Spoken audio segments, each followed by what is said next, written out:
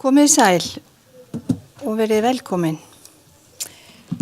Ég vil byrja á því að óska Geðhjálp til hamingju með þetta metnaðarfulla þing og ég þakka leið þann heiður að vera hérna og tala við ykkur. Ég ætla að tala um fyrsta 1001 daginn í lífi hvers barns og þá á ég við frá getnaði og fyrstu 2 árin. Eins og við heyrðum í morgun þá þetta mjög viðkvæmt og mikilvægt mótunarskeið og á þessum tíma heilinn orðinn það bil 80% af fullorðinsstærð en ekki nema 25% við fæðingu, þannig að þarna mjög margt að gerast.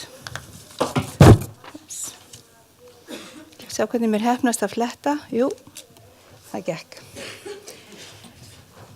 Á þessum tíma við fæðingu þá heilinn, það eru frumstæðir reflexar sem ríkja eins og þið þekkið. Heilabörkurinn að byrja að myndast. Barnið hefur þessar frumstæðu heilastöðvar mjög þroskaðar sem heldur því á lífi, sambandi við öndun, hjartslátt, blóðþrýsting og þess háttar. Tilfinningaheilinn mjög þroskaður þannig að eins og önnur spendýr þá tengslakerfi mjög virkt þegar börn fæðast og þau leita eftir kontakt leið og þau fæðast, leita eftir að horfa í andlit og geta hermt jafnvel eftir ef að þið hafi prófað að ulla framan í nýfætt barn og þið bíðið í smá stund þá mun það ulla á móti. Þannig að þau með þessa félagslegu þörf og verkfæri strax frá upphafi. Og rannsóknir síðustu áratuga hafa sýnt okkur að þessi tími skiptir gífurlega miklu máli varðandi framtíðar heilsu og velferð einstaklingsins. Michael Rutter breskur barnageðlæknir sem stundum kallaður afi barnageðlæknisfræðinnar. Hann skoðaði börn sem voru ættleidd frá Rúmeníu í lok síðustu aldar og þið kannski þekkið sögu þessara barna. Þau höfðu verið á munaðleysingjaheimilum og voru alvarlega vanrækt og eftir þau voru ættleidd til Bretlands þá farnaðist þau misjafnlega vel og Michael Rutter fékk áhuga á að skoða hvað það sem skipti máli þarna. Og þegar þau voru, þegar þau komu til Bretlands þá voru þau öll með einhverjar þroskatruflanir og svona tilfinningalega erfiðleika við tengslamyndun. En þau sem voru ættleidd fyrir 6 mánaða aldur, þau náðu sér að fullu. En þau sem voru ættleidd síðar, þau náðu sér aldrei alveg að fullu. Og voru þá með svona viðvarandi einkenni eins og til dæmis svona einhverfulík einkenni og áttu erfitt með að mynda tengsl og félagsleg samskipti og erfiðleikar í samskiptum við jafnaldra voru viðvarandi.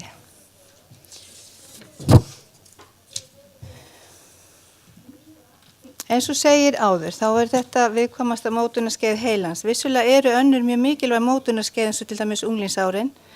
Þá verða mjög miklar breytingar á heilunum.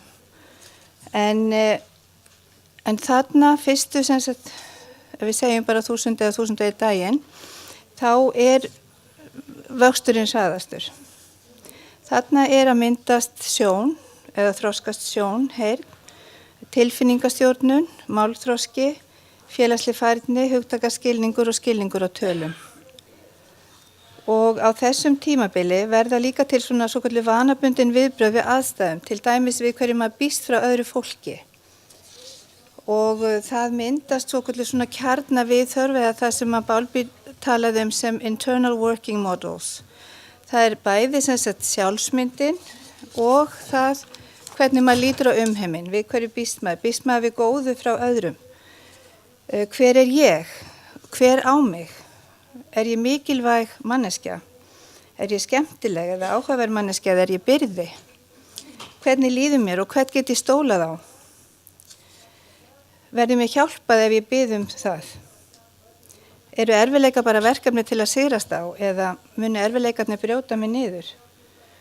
Þessi svör finnur barnið út smám saman í samskiptum við aðalumönnunaraðila sína og þar sem barnið finnur mótar grunn viðhorfs til sjálfsín og annarra og þessi grunnur kominn við 12 til 18 mánaða aldur.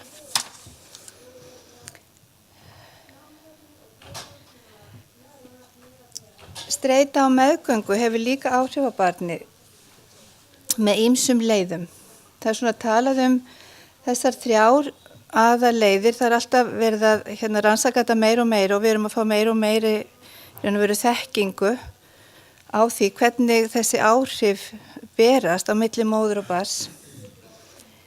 En það semst í gegnum hormónana, streituhormónið, í gegnum svokallega metylering á genum, það verður semst breyting á genunum. Metylering einn af þeim ferlum sem stjórnar í hvort að gen eru virk eða ekki. Við erum með sömu gen í öllum frumum líkamans, en metylering til dæmis stjórnar því hvaða gen eru virk í hverju frumu og hvernig það sérhæfast. Þannig að það er grunnurinn allri sérhæfingu. Og ræður því líka hver er svona birtingamynd á okkar erfðamengi sem einstaklingar. Og það er til dæmis búið að tengja saman þunglindi móður á meðgöngu við þunglindi unglingsstúlkna. Það eru fleiri þættir sem eru tengdir við streitu á meðgöngu, eins og til dæmis astma og ofnæmi hjá börnum og lítil fæðingaþyngd og að þau fæðist fyrir tíman. Til dæmis var finnsk rannsókn á miðaldra fólki sem skoðaði fólk sem hafði verið í móðurkviði í seinni heimsstyrjöldinni og það var mjög mikill munur á andlegri og líkamlegri heilsu þessara fólks eftir því hvort að móðirin hafði upplifað loftárásir eða ekki, hvort hann hafði verið á friðsömum svæðum í Finnlandi eða þar sem hún hafði upplifað loftárásir. Þannig að strax á meðgöngu voru þarna komin áhrif sem höfðu síðan áhrif á heilsufar síðan á meðgöngu, á ævinni fyrirgefið.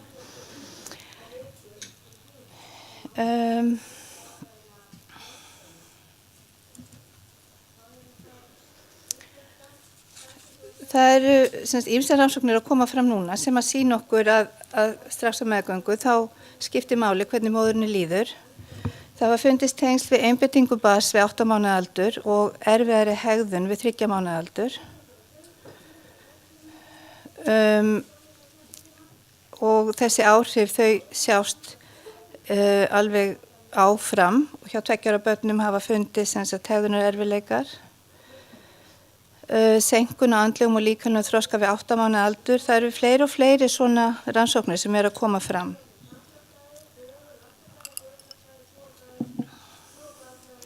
Þannig að við vitum að þessi tími skiptir alveg gríðarlega miklu máli.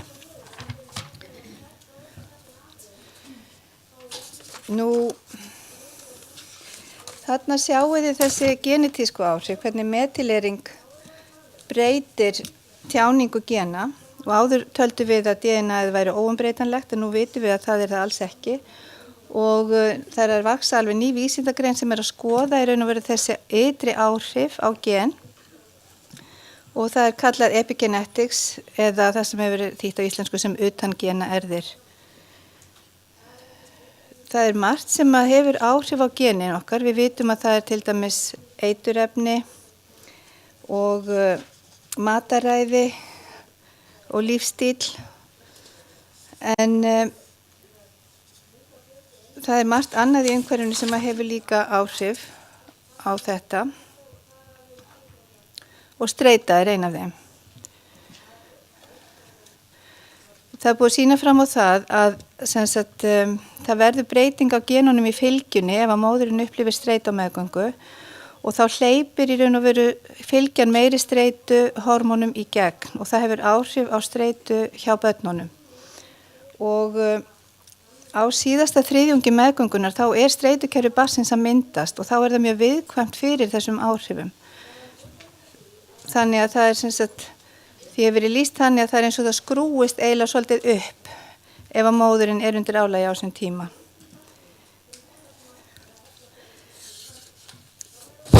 Góð samskipti milli foreldris og barns, þau hafa áhrif á kortisol og minnka kortisol í munni hjá barni.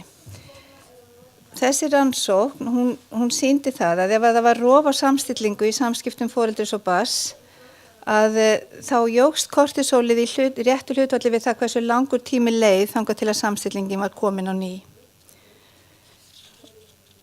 Það má segja að rannsóknir eins og þessi segir okkur að góð tengslamyndun, hún virkar eins og buffer á áhrif sem að hafa orðið á meðgöngunni. Ef að barnið upplifir streitu á meðgöngu, að ef að því sinnt vel og það svona foreldri sem næmt á þarfir þess og getur róað það auðveldlega, að þá virkar það á jákvæðan hátt til að vinna gegn neikvæðum áhrifum sem hafa orðið á meðgöngunni. Og heilaþroskinn, hann háður samskiptum, snerting, augnsamband, gagnkvæmt hjal og leikur. Það eru leiðir til þess að ná til barnsins og hafa áhrif á líðan þess. Og temprun tilfinninga barnsins mjög mikilvæg út frá líffræðilegu sjónarmiði í sambandi við hjartslátt, blóðþrýsting og streitukerfið. Og þessi samskipti ekki bara með þessi líffræðilegu áhrif, heldur líka hefur það áhrif á sjálfsmynd barnsins eins og ég talaði áðan. Og barnið hefur áhrif á líðan móðurinnar. Þetta svona gagnkvæm, þetta kalla mutual regulation. Og það hefur verið talað að taugafrumutengsl að þau byggi á mannlegum tengslum. Þetta hefur mjög mikil áhrif á hvernig heili barnsins mótast líka. Nú, erfið reynsla hefur margvísleg áhrif. Það eins og ég búin að nefna áðan, tjáningu gena, taugalífeðlisfræðilegan þroska, líðan og sjálfsmynd.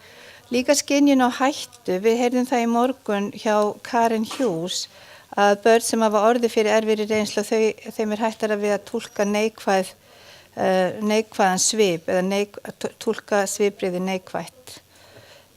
Og þannig að veröldin verður meira ógnandi. Og því ef að börn hafa upplifað erfiða hluti í bernsku, að þá búið að sýna fram á að þau hafa minni, þau muna minna eftir bernskunni.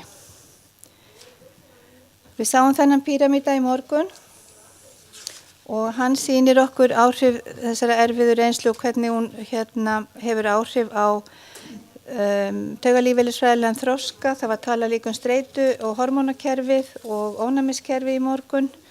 Þannig að það alltaf að koma fleiri og fleiri upplýsingar hvernig þessi áhrif berast síðan yfir í líffræðin okkar og geðræna heilsu. Ég ætla að sýna ykkur vídeó og benda ykkur á vefsíðu sem heitir The Developing Child frá Harvard University. Þeir eru með mjög mikið af góðum greinagerðum og stuttum vídeóm sem að skýra mjög vel hvernig þessi þekking í raun og veru farin að leiðbeina okkur í sambandi við hvernig við þurfum að greina vanda og styðja börn svo að þau hafi sem besta möguleika á eðlilegan þroska og góðri heilsu og velferð í framtíðinni. Ég ætla að opna þennan. Því miður, þá held ég verðum bara að sjá hvort við höfum tíma til þess að kíkja á þessi vídeo seinna, annars bendi ég ykkur bara á þessa vefsíðu. Við erum búin að tapa svo miklum tíma að ég held við hlaupum bara yfir þetta, þannig að ég geti lokið máli mínu og hleypt næsta fyrirlesara að. Rannsóknir sýna okkur eins og þær hafa nú talað hér í morgun, bæði Kari frá Noregi og Karen frá Bretlandi, að það sem þarf þverstofnanaleg og þverfagleg nálgun. Við þurfum öll að vinna saman. Þetta hvað? Ekki allt í lagi? Já, svoleiðis, ok. En við komumst ekki inn á netið, þannig að ég ætlaði að sýna ykkur það sem heitir 1001 Critical Days Manifesto. Þið finnið þetta á netinu, það hægt að bara setja þetta inn í Google og hún finnur þetta. Þetta sem sagt þverpólitísk stefnuyfirlýsing hjá breskum stjórnmálamönnum það að byggja upp geðheilbrigðisþjónustu fyrir börn og fjölskyldur þeirra 1001 fyrsta dag lífsins sem þeir kalla Critical Days. Og það sem sagt frá getnaði og fyrstu 2 árin og það má líka nefna það hér að átak í Bretlandi til þess að minnka glæpi beinist að konum á meðgöngu í Bretlandi. Það segir okkur hvað þeir eru farnir að átta sig á, hvað þessi tími skiptir miklu máli. Og í þessu plaggi, 1001 Critical Days, ég sjáu logoið þeirra þannig í miðjunni, þar þríhyrningur sem að í raun og veru leiðavísir hvernig kerfi við eigum að byggja upp og við þurfum að hafa það lagskipt, við þurfum að vera með inngrip á öllum stigum þjónustunar, alveg frá heilsugæslunni sem að hittir alla foreldra í fæðingarferli og með ungbörn og yfir í það að vera 4. stigs þjónusta þar sem innlagnir og þar sem veikustu sjúklingarnir eru. Og við spyrjum, 1001 hópurinn hefur starfað núna í 2 ár til þess að reyna að vinna því að auka meðvitund og þekkingu á þörfum þessa hóp, svo við höfum verið að kalla eftir að stjórnmálamenn forgangsraði þessum hóp og seti eyrnamerkt fé í byggja upp þessa þjónustu eins og þeir hafa gert í Noregi. Og þarna sem sagt í fjólubláa píramídanum eins og við höfum svona séð þjónustuna hér eins og hún í dag. Og þá heilsugæslan hér sem með forvarnir og inngrip. Hér annars stigs þjónusta sem í raun og veru þá aukin þjónusta innan heilsugæslunar, þar sem eru sálfræðingar og félagsráðgjafar og fólk með aukna þekkingu sem að getur verið með inngrip á fyrsta stigi þjónustunar. Og síðan koma hérna sérhæfðari úrræði sem að í dag eru kannski sérfræðingar á stofu, miðstöðforeldra og barna og þess áttar úrræði sem að sinna foreldrum og ungbörnum í fæðingarferlinu og fyrstu árin eftir fæðingu. Og síðan hér 4. stigi sem þá FMB-teymið og Landspítalinn fyrirgefiði. Og deild 33A og 33C sem hefur sér að sérlegginn konur með börn og jafnvel pappana líka. Þessari nálgun raun og veru mikilvægt að sinna báðum foreldrum því að það hefur líka mikil áhrif á móðurina hvernig pappanum líður. Pappin líka aukinni hættu að vera með sem sagt andlega vanlíðan í þessu ferli og barnið í raun og veru hefur besta möguleika ef að þau vinna saman og ná að handla þetta verkefni og axla ábyrgðina saman. Þetta var nú það sem ég ætlaði að segja. Svo eitt vídeo í lokin sem við getum heldur ekki séð. En það heitir Building Better Brains eða heilasmiðir og þið finnir það á vefsíðu Geðverndafélagsins sem búin að talsetja á íslensku. Og ég mæli með því að þið kíkið á það. Takk fyrir.